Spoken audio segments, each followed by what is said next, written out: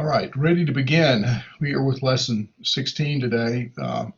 Again, we'll continue to start with our bad dad jokes, but hopefully you'll look forward to these and kind of maybe make you chuckle as we try to go through this. Moving on. It is lesson 16. We're talking about facility location today. Again, you'll see the page numbers there for the pages where you'll find more explanation in your textbook, which again is going to be a good resource for you moving forward. I'm going to go through a few slides quickly because it's expanded in the textbook, but we'll talk about everything that we need to cover today in the lesson. You'll see we'll have a few slides. We'll talk about types of facilities, and we'll talk about the things that are important about where to select a facility. And when we talk about a facility, we're talking about large warehouses. We're talking about factories. We're talking about department stores, those types of things, large buildings. A decision that involves possibly millions and millions of dollars. And so where these facilities are located become very, very important because of the size and importance of the facility itself. Now you see on the following slides that I'm going to indicate the page numbers where you can find greater explanation of these factors. And so as we move forward through this, you'll see the page number where you can find more details. So for facilities, we have three different types of facilities, as I alluded to already. Manufacturing facilities that are large, require lots of space, light industry facilities, and retail and service facilities. So those, again, where those are located are quite important. And there's many, many factors that need to be considered. And so we're going to look at these factors, particularly related to where you might place one of these facilities if it's outside of the United States, if there's factors related to places around the world. As you might imagine, several factors. I'm not going to talk about each one of these. They're listed there on page 294, but government stability is a key factor. The regulations that you're asked to provide, the political systems are important. And again, in general, things like raw materials, the proximity and ease of transportation to your suppliers, stability for the economy, not just the government, exchange rates, so on and so forth. So many, many factors to consider. Certainly labor is a factor to consider there as well. So again, these are explained in greater detail in your textbook. Now moving more towards where will we place a facility in the United States. Again, several factors that would be worth considering. It should be considered. Again, one of the key issues is the labor. Where are you relative to your customers? How many customers? Certainly costs are involved with construction and land. What are the incentive packages? Often, governments and local and state governments provide incentives to locate a manufacturing or any other types of facility.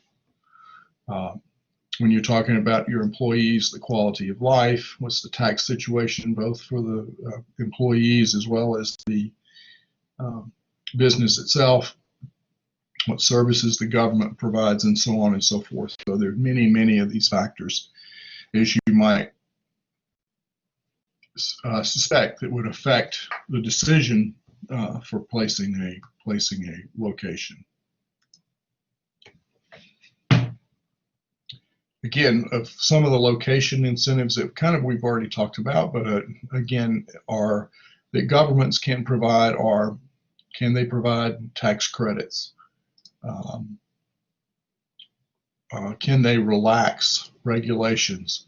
Can they provide job training? Again, a school or college community is an important resource to consider. Will they improve the infrastructure?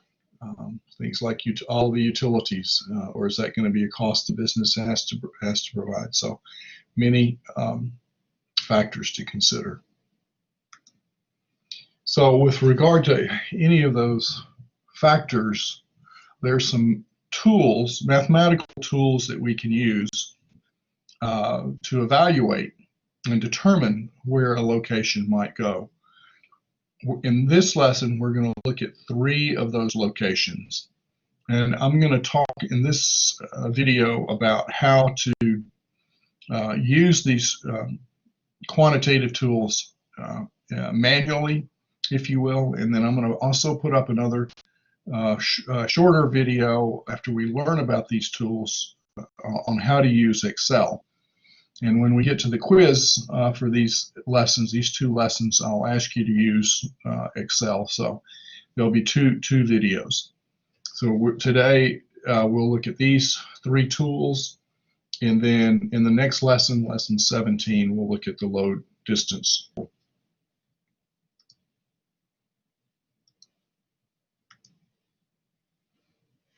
The first tool that we're going to look at is called the weighted evaluation criteria. You'll see this example again on page 297, so you can go back and look at that, follow along and then obviously come back and watch the video if you miss anything. The first thing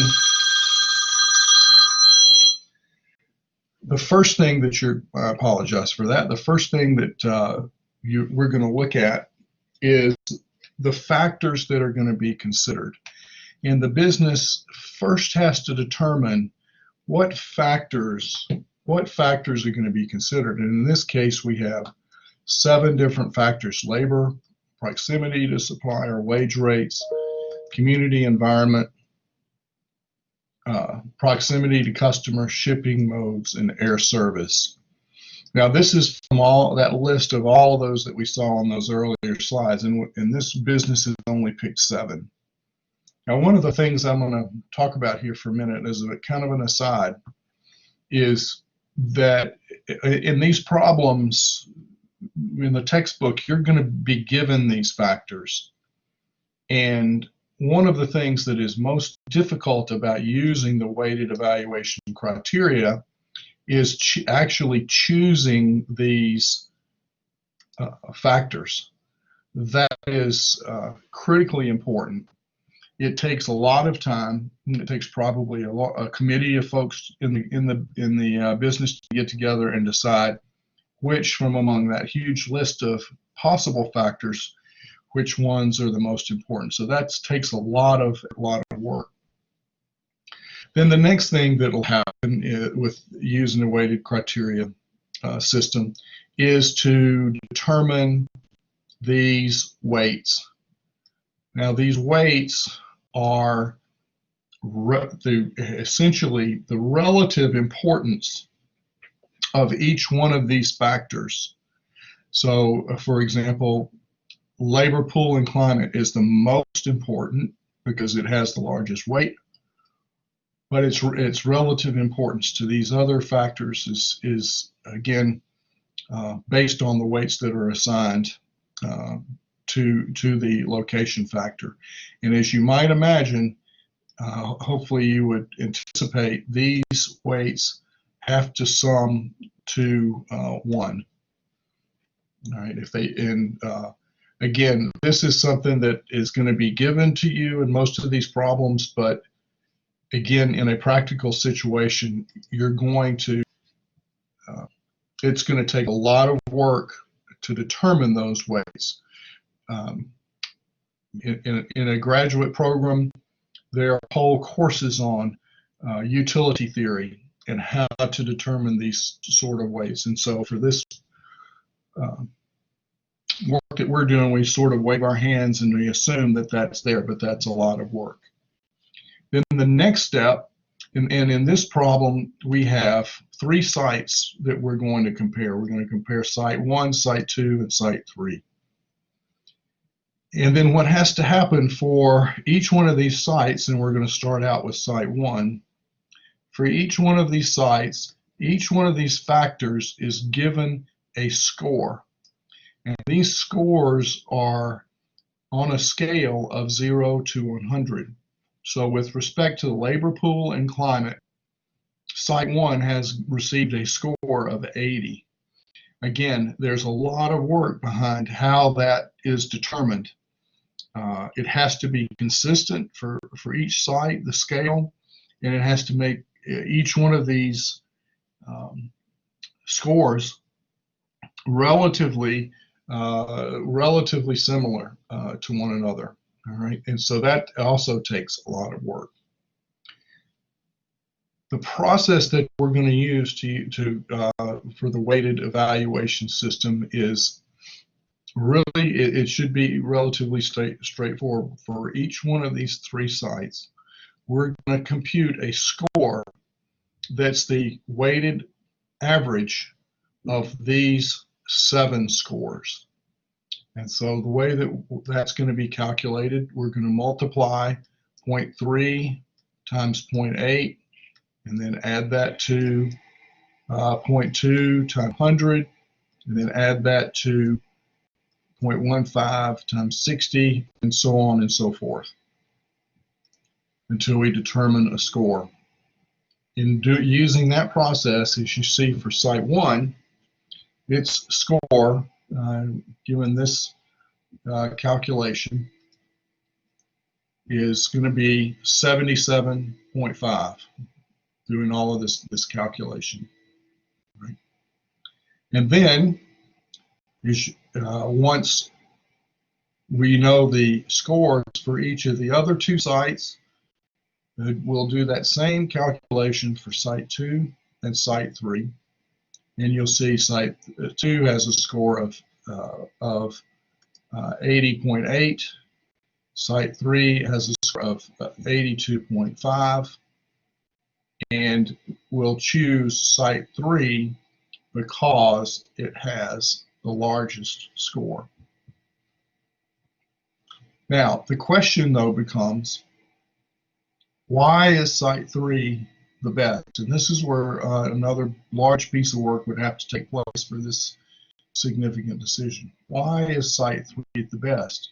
And if you notice, the difference between the scores of site 2 and site 3 is very small. It's 1 point. The value, the difference there is 1 point. Do a quick arithmetic.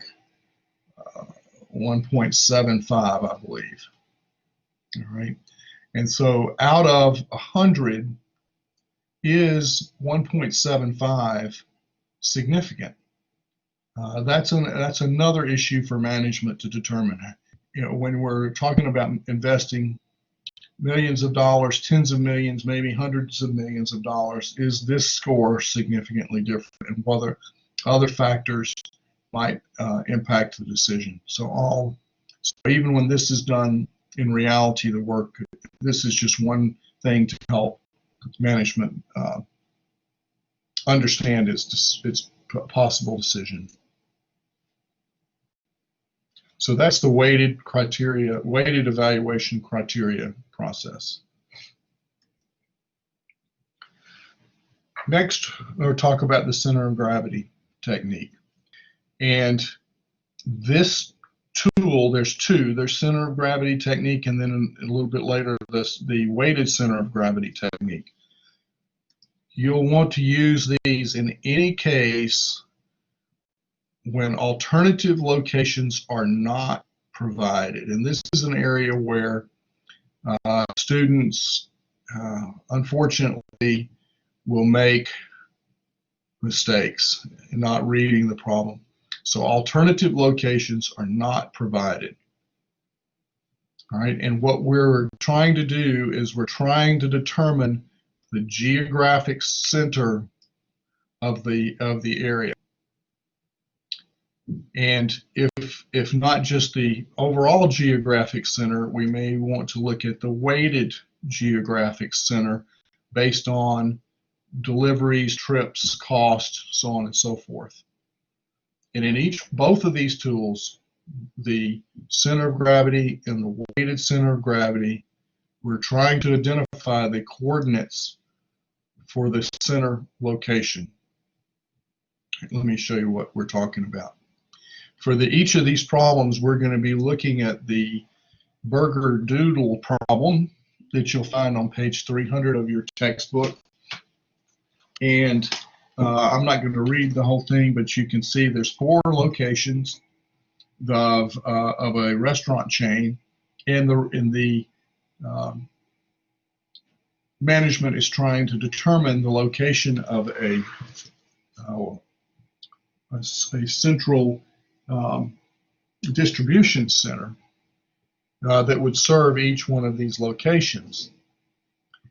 So what you'll see here is, and really just using your eyeball, your eye, you would think that the geographic center of these 4 restaurants would probably be somewhere in this area, just by using your eye. And so that's really what we're going to try to do, is how do we calculate the precise location of the geographic center. Okay, so to start to understand this, let's take a look and let's just consider if we tried to find the geographic center of locations A and D. How would you do that?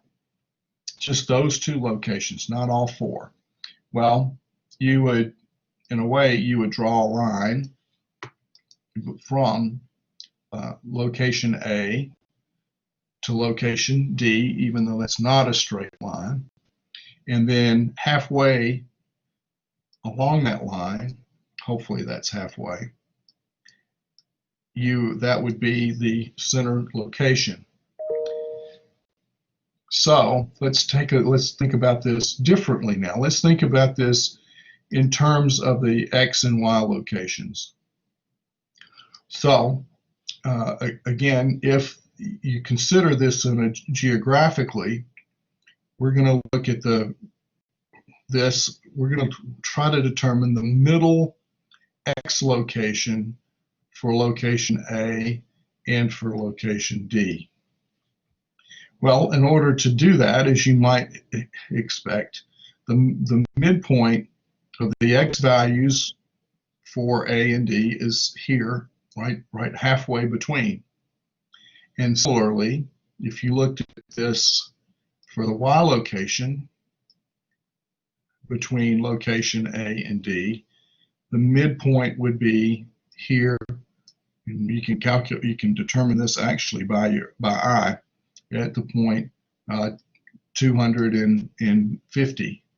That would be the midpoint between A and D. And so here at this point would be the midpoint between A and D, where it's the average, if you will, of the X locations and the average of the Y location. So we would have taken for the X location 200 plus 500, add those together and divide by 2, and I hope you can see that's, let me do this, divided by,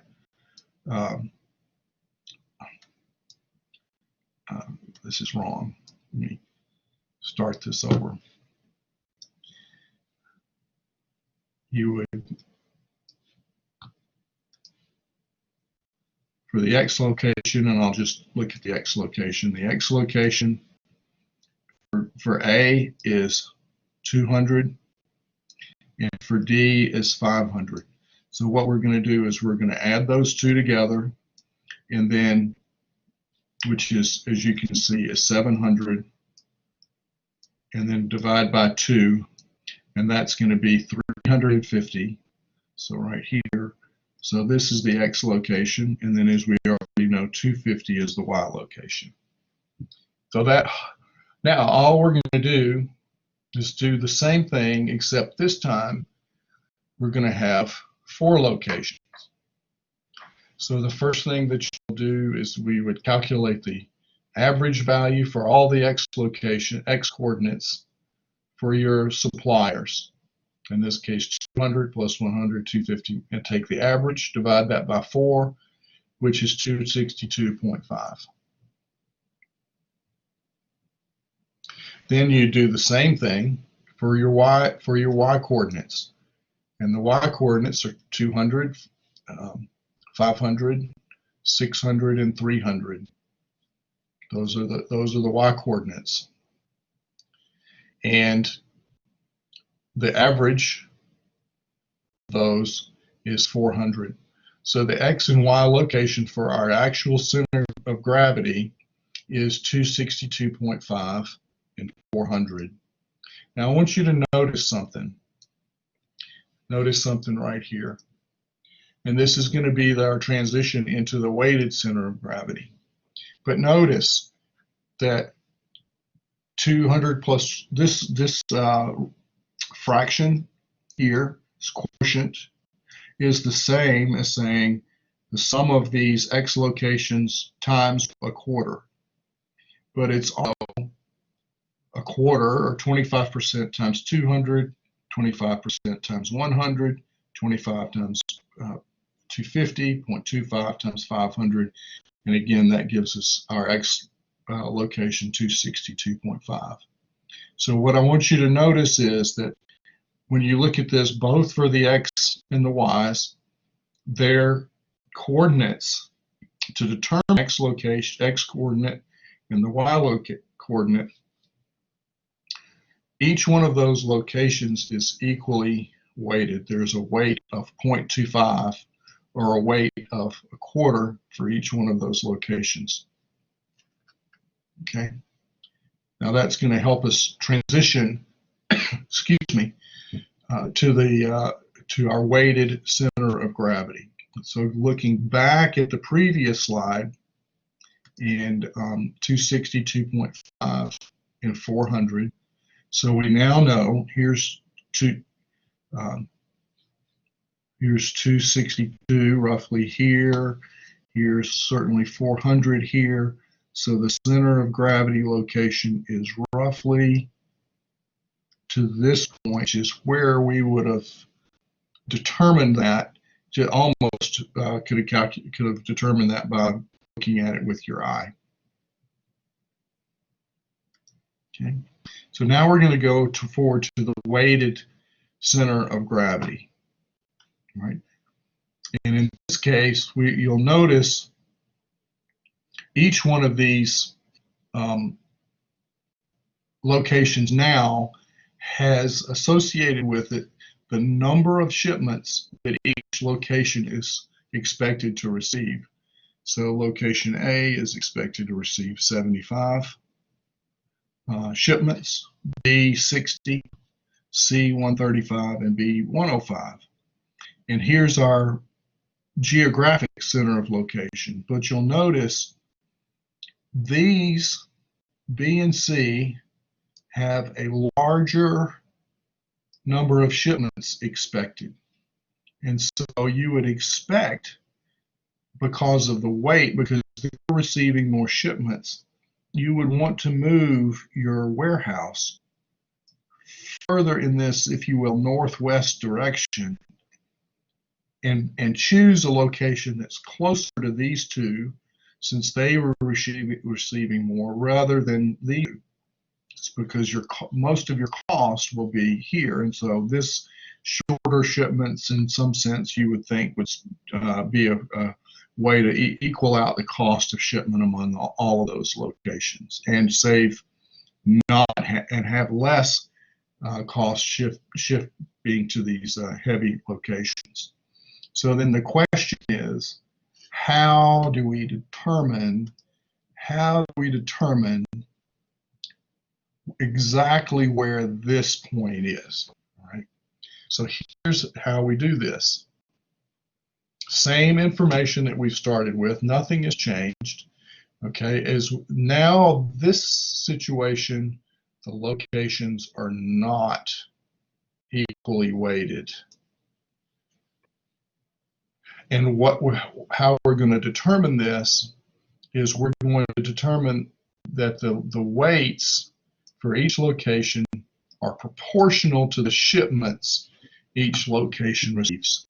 And so, as you might expect, a location that has more shipments has more weight. In order to do that, there's a couple of steps. The first thing is going to be calculate the total weight that's shipped. And if you notice this, these are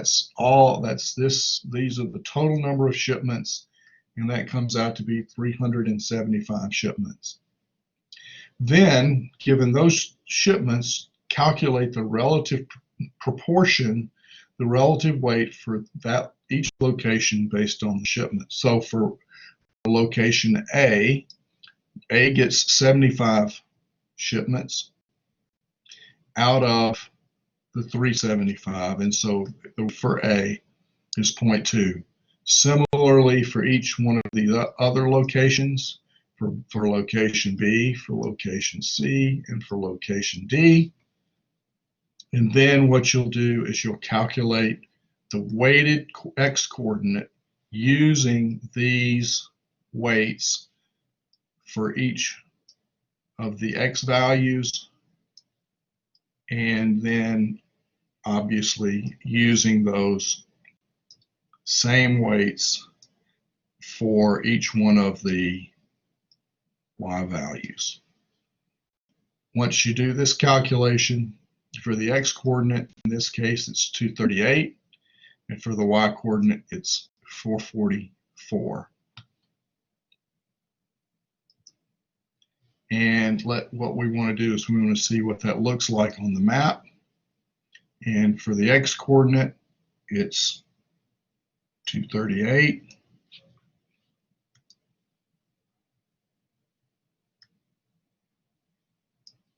And for the Y coordinate, it's 444, just shy of 450. And as you might expect, that location is here, right? And it has moved to in that the geographics, the weighted center of gravity moves closer to locations that have the higher shipments. That concludes the information about the center of gravity, weighted center of gravity, and the weighted evaluation criteria. I'll stop this video now, and then I'm going to go back and create another video that will have show you how to use Excel in these three situations. All right, please contact me if you have questions.